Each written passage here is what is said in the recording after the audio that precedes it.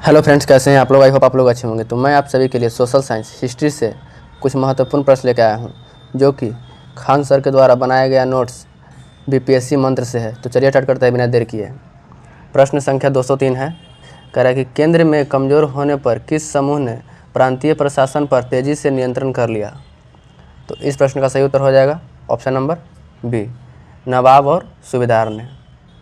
अगला प्रश्न है, 18वीं शताब्दी के मध्य तक मुगल सम्राट सैन्य सहायता के लिए किस पर निर्भर था। तो इस प्रश्न का सही उत्तर हो जाएगा ऑप्शन नंबर डी, मराठा सरदार पर निर्भर था।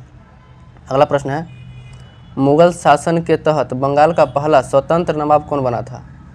तो इस प्रश्न का सही उत्तर हो जाएगा ऑप्शन नंबर सी, मुर्शिद कुली खां। मुगल शासन के तहत बंगाल का पहला स्वतंत्र नवाब मुर्शिद कुली खां बना था। अगला प्रश्न है, मुर्शिद कुली खां ने बंगाल की राजधानी ढाका से स्थानांतरित करके कहाँ स्थापित की थी। तो इस प्रश्न का सही उत्तर हो जाएगा ऑप्शन नंबर बी, मुर्शिदाबाद। मुर्शिद कुली खां ने बंगाल की राजधानी ढाका से स्थानांतरित करके मुर्शिदाबाद में स्थापित किया था।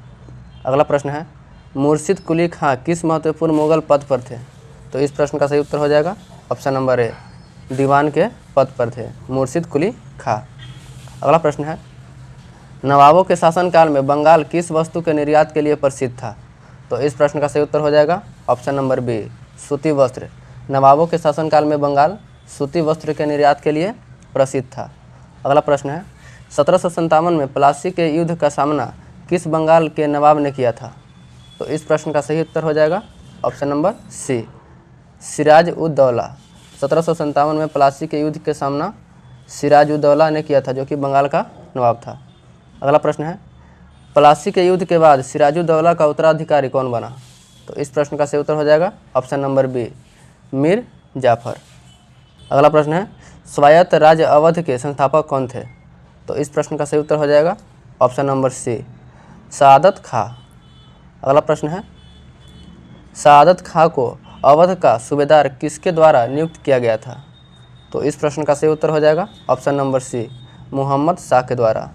सआदत खां को अवध का सूबेदार मोहम्मद शाह के द्वारा नियुक्त किया गया था।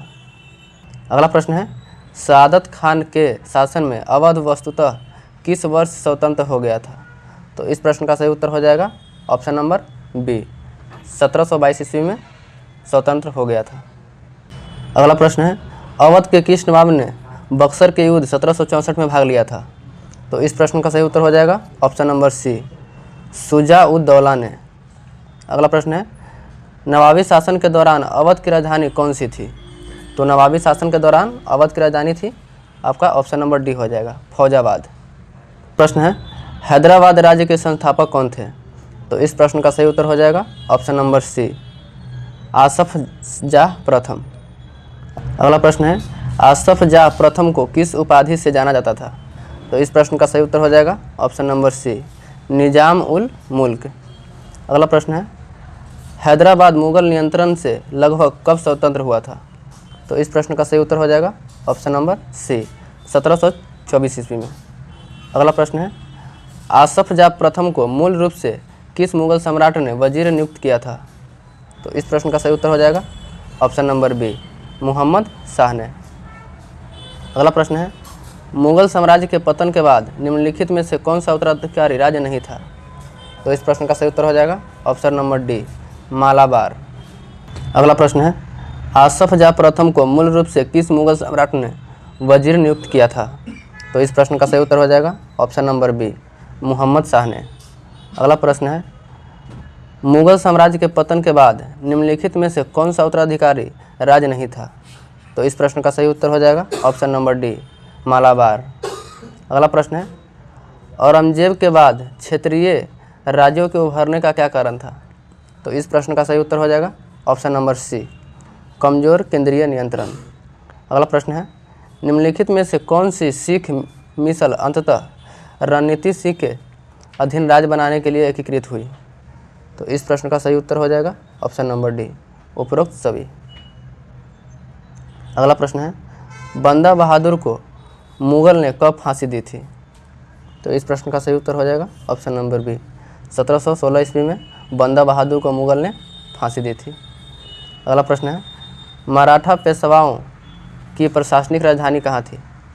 तो इस प्रश्न का सही उत्तर हो जाएगा option number B, Pune. Maratha पेशवाओं की प्रशासनिक राजधानी पुणे थी।